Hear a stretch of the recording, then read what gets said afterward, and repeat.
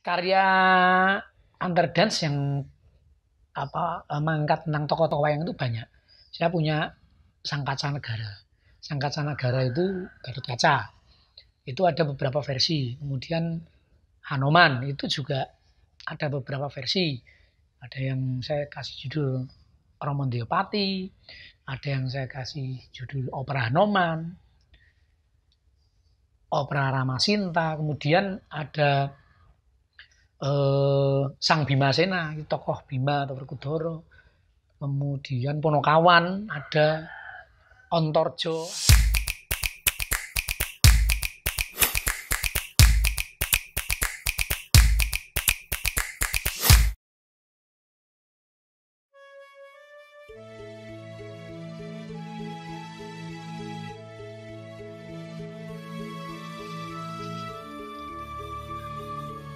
Kalau saya mengenal koreografi itu pertama waktu SMKI. Karena waktu SMKI kan ada pelajaran koreografi itu. Tapi waktu SMKI itu saya juga sudah mulai sering diminta membantu ujian-ujian mahasiswa isi. Itu sehingga karya-karya kreatif itu sudah saya coba semenjak itu. Sehingga itu banyak menginspirasi. Nah, waktu di SMKI, kelas koreografi itu juga menjadi kelas favorit.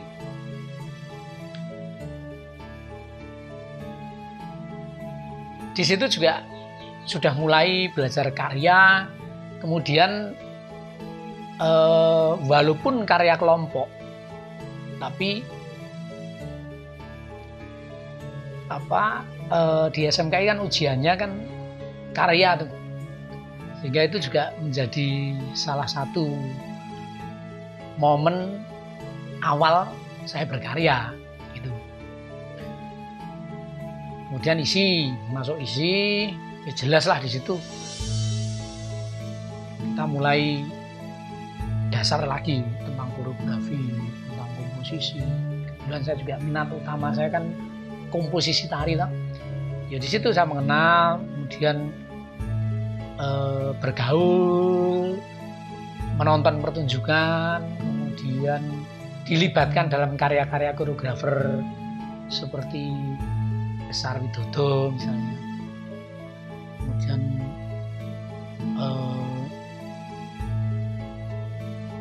Mas Didi, kemudian Mas Bimo Wiwatmo.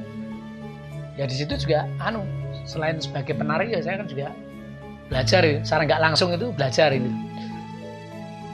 Diisi ya awalnya ya cuman karya-karya ujian gitu kan. Dan sebenarnya waktu saya kuliah itu saya lebih banyak menari sih. Sempat ada yang tanya, "Wih, jangan pengen jadi penari atau pengen jadi kreator ini?" Aku bingung aja. Karena banyak menari dan banyak dilibatkan karya-karya koreografer di Jogja ini. Sehingga waktunya banyak ini proses dengan mereka gitu.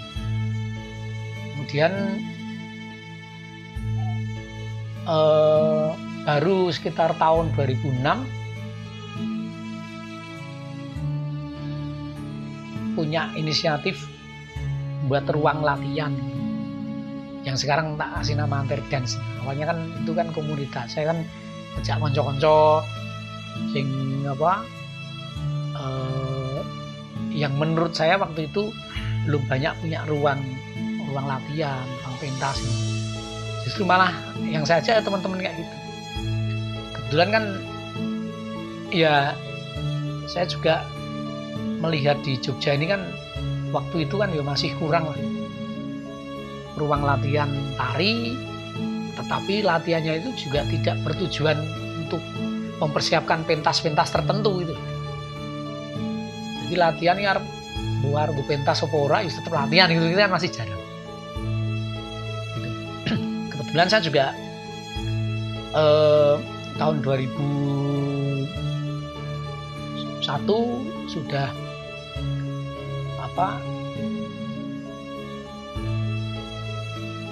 diajak proses dengan Mas Miroto itu kan, lalu pengalaman-pengalaman itu kan menginspirasi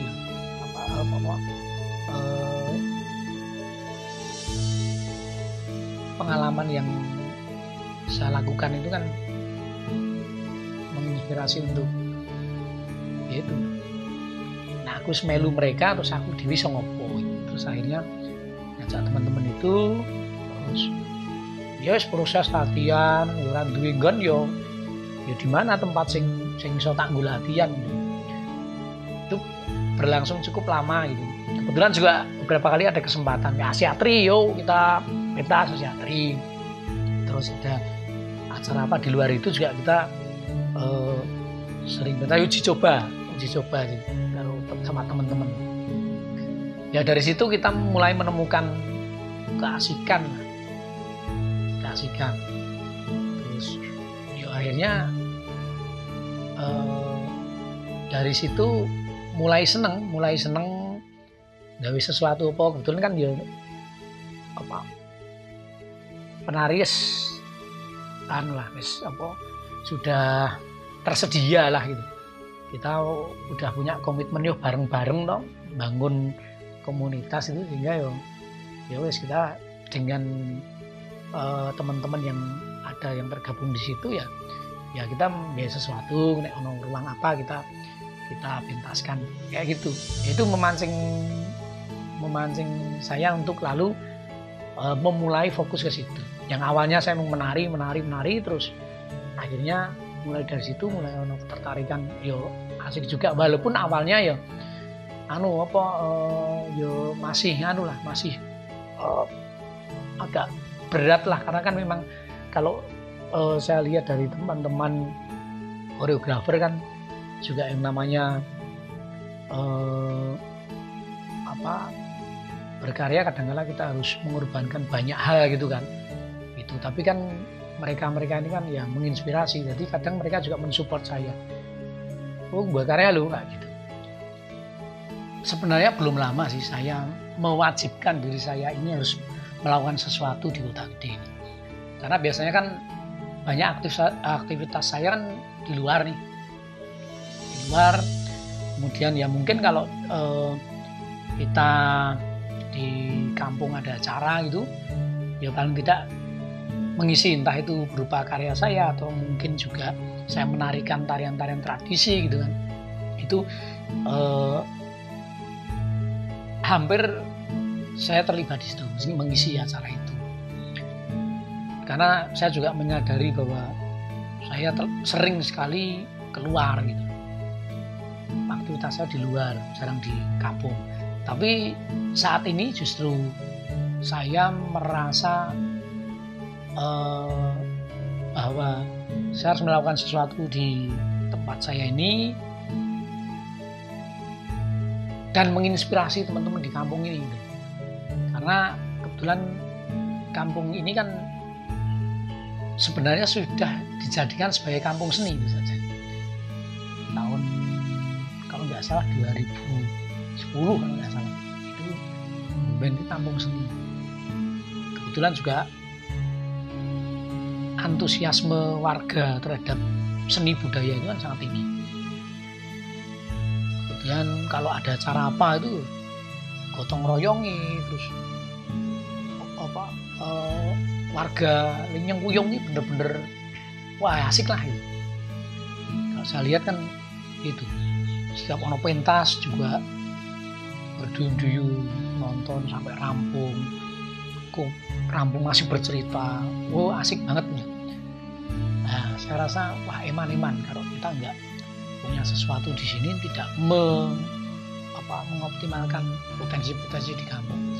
Kebetulan di sini saya lihat kan lengkap banget itu. Ono dagelan, ketoprak, kemudian teater, serandul yang sangat tradisional, terus keroncong, selawatan, santi suaran, mocopat, tari, segala macam kesenian dilakukan di tempat ini. Cuman kan memang kadang itu muncul terus hilang, kadang itu muncul gitu, masih seperti itu. Nah, paling tidak ini ketika Bumen sebagai kampung seni kemudian banyak aktivitas seni di sini kan, paling tidak nanti menginspirasi mereka atau memotivasi mereka untuk ya wis luwih semangat meneh gitu lho, muncul ke meneh ya sing wingi wis rada hilang no, muncul meneh sehingga kayaknya itu sehingga dengan kondisi seperti itu saya dan teman-teman di sini itu ya berawal dari ngobrol dengan keringan itu, kita harus berpikir ke depan. Minimal kita awali dari kampung kita, dari Bumen. Kita iso apa? Kita iso memaksimalkan potensi sampai seberapa ini. Kebetulan juga ada wong seni rupa, jadi sebenarnya cukup lengkap. Makanya terus tahun 2020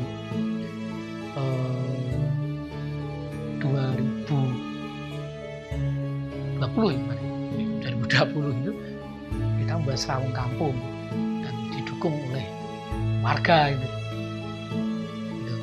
Dan menurutku ya sangat luar biasa dan di luar dugaan gitu. Keterlibatan warga juga cukup cukup banyak, karena kan saya mikir nggak sampai segitu, ternyata juga yang ikut nari, yang ikut terlibat dalam kegiatan ini kuliner dan sebagainya itu wakeh banget ya loh, dan asik banget itu, dan menjadi cerita yang terus menerus diceritakan oleh mereka gitu, dan dikangeni oleh mereka karena terus wah kapan meneh itu ngasihkan gitu. Nah itu, nah saya juga dengan seperti itu menjaga semangat mereka dan berencana setiap tahun lah minimal itu ada, karena kegiatan serawung kampung itu kita tidak hanya berpikir saat ini, tetapi kita konsepnya ke depan gitu loh, bagaimana kampung ini punya ruang kesenian kebudayaan sing mungkin akan menginspirasi tempat-tempat lain. Kebetulan di sini juga ada kayak semacam wisata kampung di Kota Gede ini, kan nantinya akan bisa menjadi salah satu tujuan wisata. Kalau sekarang kan masih kuliner, kerajinan, nanti kalau kesenian bisa di Bumen. Ya pokoknya kita mikirnya tidak hanya saat inilah, kita ke depan. Toh nanti yang akan menikmati kan juga generasi berikutnya itu. Tapi saat ini kan apa sing bisa tak lakukan ya itu kami berikan. Ya terus kalau untuk Bumen ya tak prioritaskan. Sekarang mikirnya gitu. Nah itu langsung, karena saya juga senang sinau sejarah. Walaupun sejarah itu yang saya pelajari tidak hanya dari buku, tapi dari banyak hal. Dari sinau sejarah itu, jadi senang mempelajari itu, tapi juga karena kaitannya saya juga kreator, jadi saya pikir semua akan ada manfaatnya belajar itu semua, termasuk ketika saya memutuskan untuk membuat satu pertunjukan di kampung ini kan juga temanya kan juga tentang sejarah Mataram, karena saya kebetulan terinspirasi dengan beberapa tempat gitu, kayak Ramayana itu ada di Prambanan, kemudian Sendratari, Sugros Bali itu di Bukis Kendhok. Nah saya mikir yang Kota Gede ya ini sejarah Kota Gede kan, gitu.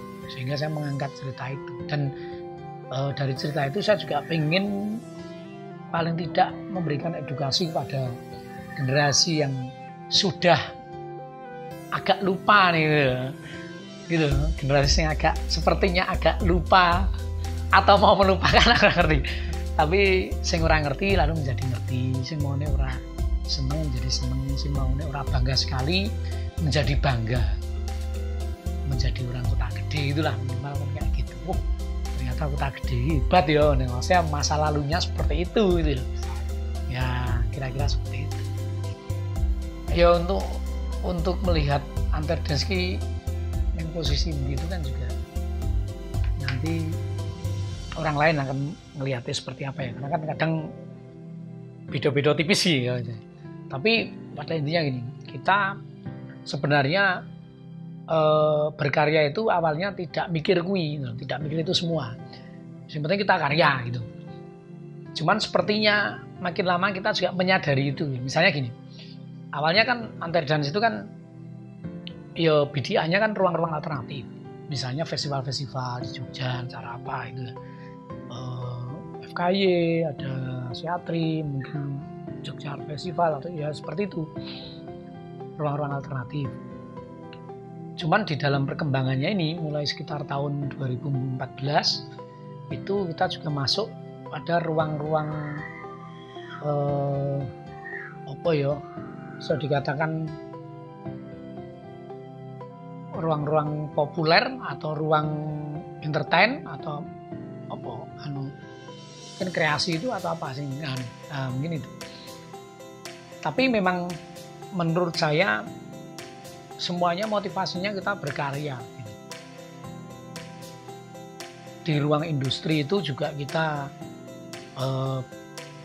ketika berkarya kita pikir tenanan, tidak hanya sekedar kita pentas, tapi kita juga mikir dari konsepnya. Apalagi di ruang-ruang alternatif itu juga karena penontonnya juga khusus, sehingga pasti itu keseriusan itu selalu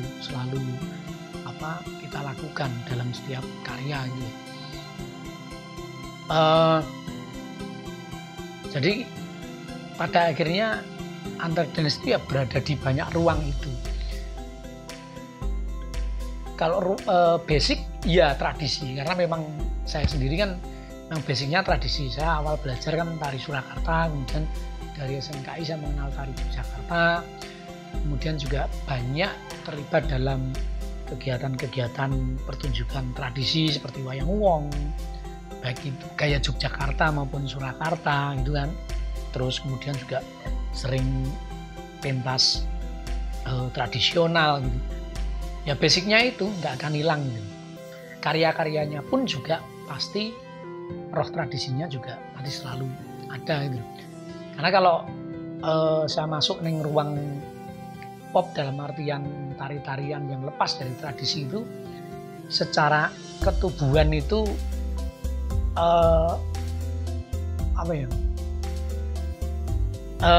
bukannya nolak, tapi koyo bagiku itu ya ngarani orang menolak, tapi kok koyone aku enggak, itu bukan nganu lah, bukan ruangku lah di situ, sehingga karyaku pun kreasi tapi tetap tradisinya masih kuat, walaupun kita juga sering berpikir ke depan gitu,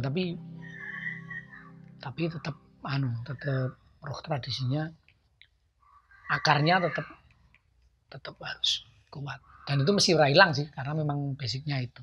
Dan kebetulan kan juga saya kan belajar wayang, belajar sejarah itu tadi, terus belajar tentang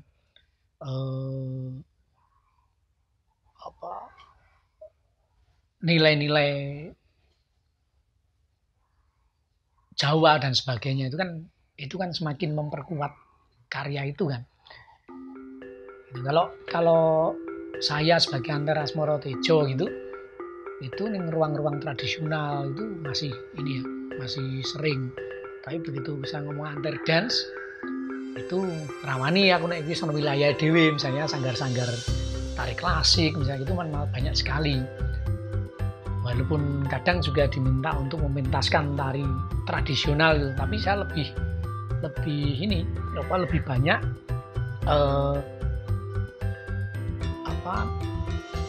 berkarya, lebih banyak menampilkan karya-karya saya. Jadi tadi dua ruang itu saya semua saya berada di dua ruang alternatif sama ruang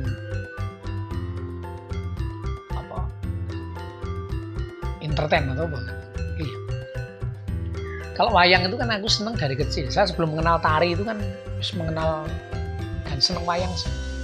Sudah seneng wayang dulu. Baru setelah masuk sanggar tari di kampung, baru mengenal tari. Habis itu ya punya modal 1-2 tarian untuk pentas gitu, tapi sudah jarang juga sih nari. Terus akhirnya masuk Ramayana di Pura Wisata gitu kan, yang di situ memerankan peran-peran wayang, sehingga sebenarnya wayang itu senengnya malah justru kecil. Dari kecil seneng wayang, dari kecil bermain wayang kardus itu,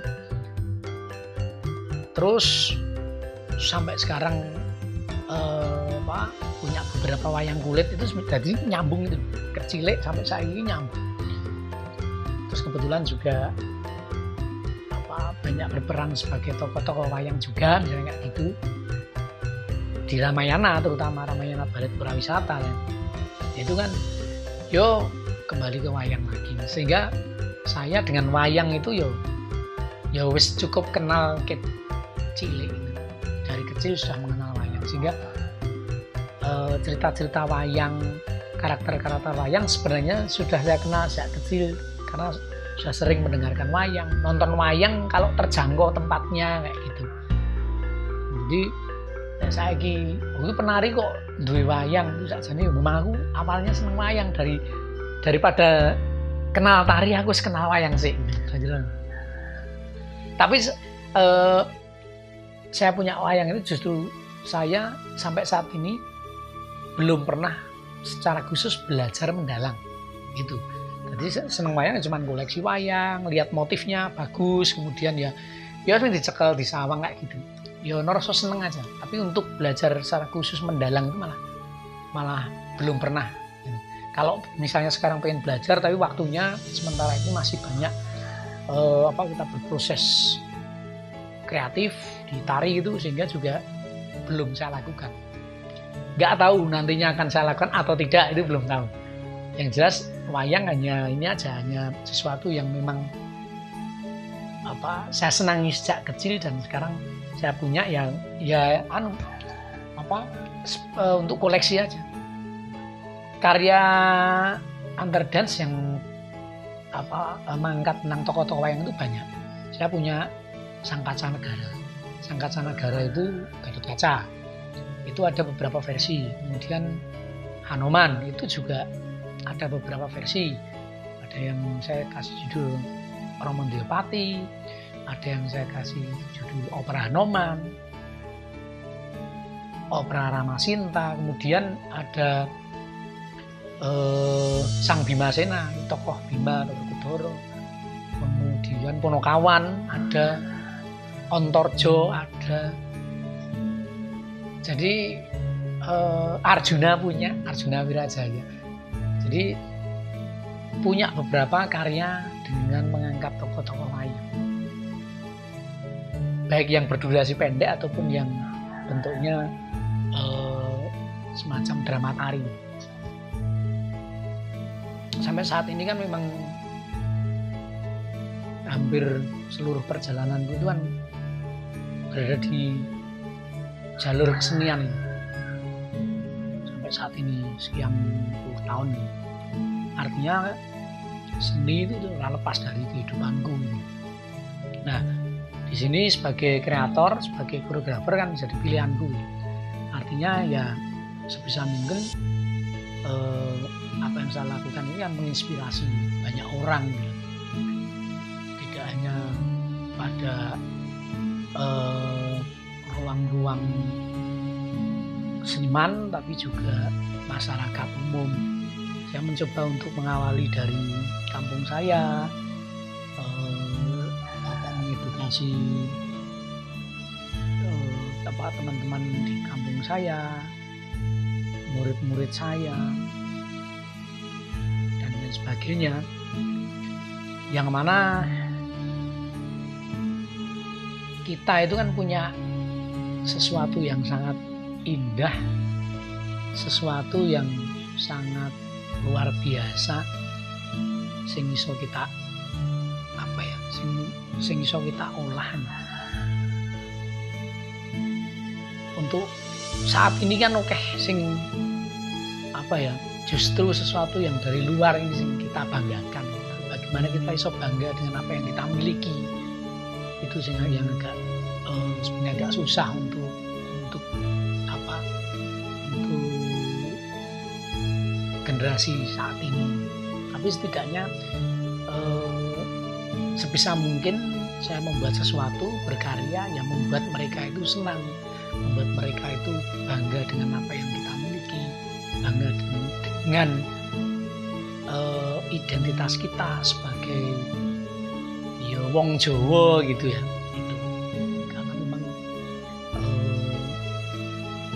kita itu kan dilahirke kemudian mangan, ngombe, turu ini dan besok akan selesai di tanah ini kan. Jadi ya bagaimana kita bersyukur dengan caranya masing-masing. Kalau memang senang nari, yo lakukan itu semaksimal mungkin dengan keikhlasan, dengan apa, konsistensi dan sebagainya. Kira-kira ini.